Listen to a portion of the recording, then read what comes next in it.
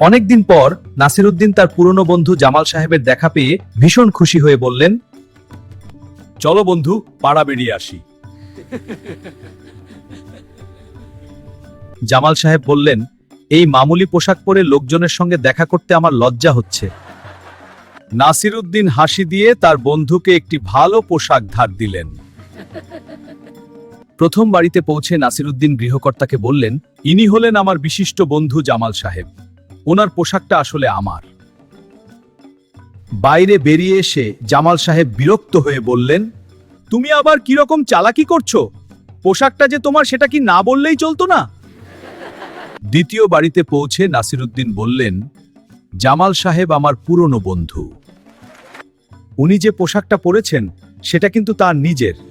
বাইরে বেরিয়ে এসে জামাল সাহেব আবার ক্ষেপে বললেন, মিথ্যে কথাটা কে বলতে শিখিয়েছে তোমায়? নাসিরউদ্দিন মৃদু হেসে বললেন, কেন, তুমি যেমন চাইলে তেমনই তো বললাম। 3 নম্বর বাড়িতে গিয়ে নাসিরউদ্দিন বললেন, আমার পুরনো বন্ধু জামাল সাহেবের সঙ্গে আলাপ করিয়ে দিই। অবশ্য উনি যে পোশাকটা পরেছেন সেটার কথা না বলাই ভালো। আরো হাসতে চাও? সাবস্ক্রাইব করো আর বন্ধুদের সাথে শেয়ার করতে ভুলবে না।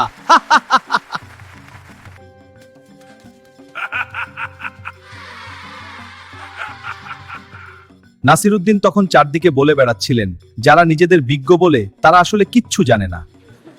এই খবর কানে আসা মাত্রই 7 জন সেরা পণ্ডিত রাজার কাছে গিয়ে নালিশ করে বলল, শাহেনশাহ, এই ব্যক্তি দুর্জন, আমাদের বদনাম করছে, তার শাস্তির ব্যবস্থা হোক।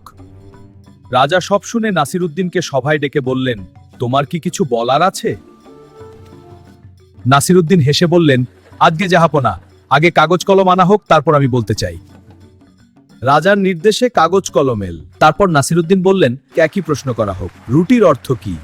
রাজা প্রশ্নের উত্তর লেখার নির্দেশনা দিলে পণ্ডিতরা খুব বিরক্তি নিয়ে আলাদা আলাদা করে উত্তর লিখল। প্রথম জন লিখল, রুটি এক প্রকার খাদ্য। দ্বিতীয় জন লিখল, রুটি হলো ময়দা ও জলের সংমিশ্রণ।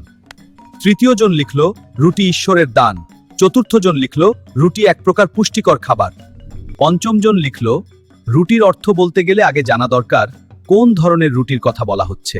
ষষ্ঠ জন লিখল, রুটির অর্থ এক মূর্খ ব্যক্তি ছাড়া সকলেই জানে। আর সপ্তম জন লিখল, রুটির প্রকৃত অর্থ নির্ণয় করা কঠিন ব্যাপার। তারপর নাসিরউদ্দিন বললেন, জাহাপনা, ভাবুন তো, এরা প্রতিদিনই রুটি খাচ্ছেন, তারপরও 7 জন 7 রকম উত্তর দিল। অথচ আমাকে কখনো চোখে দেখেনি, তবুও সবাই এক বাক্যে নিন্দা করছে। এখন আপনিই বিচার করুন, কে বিজ্ঞ আর কে মূর্খ।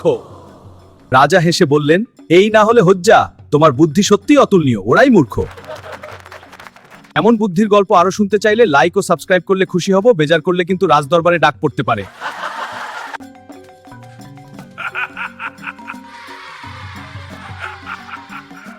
রাজদরবারে নাসিরউদ্দিনের খুব খাতির।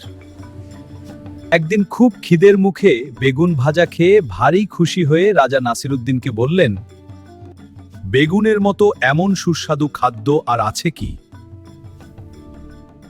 বেগুনের কোনো জবাবই নেই, বেগুন সবচেয়ে সেরা খাবার হুজুর, বললেন নাসিরউদ্দিন।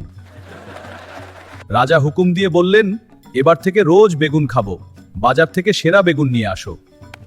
তারপর 5 দিন দুবেলা বেগুন খেয়ে 6 দিনের দিন রাজা হঠাৎ বেঁকে বসলেন।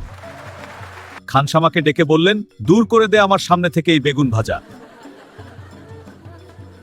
নাসিরউদ্দিন এবার সায় দিয়ে বললেন, বেগুন বড়ই অখাদ্য জিনিস। রাজা এই কথা শুনে ভারী অবাক হয়ে বললেন, সে কি মোল্লা সাহেব, তুমি যে এই সেদিনই বললে বেগুনের কোনো জবাব নেই। মহারাজ, আমার কাজ আপনাকে খুশি রাখা। বেগুন ভালো না খারাপ সেটা আপনার স্বাদের উপরই তো নির্ভর করে। গল্পটা যদি ভালো লেগে থাকে সাবস্ক্রাইবটা করে রেখো, আর লাইক না দিলে কিন্তু নাসিরউদ্দিন খুব কষ্ট পাবে। আমাদের নাসিরউদ্দিন হজ্জা।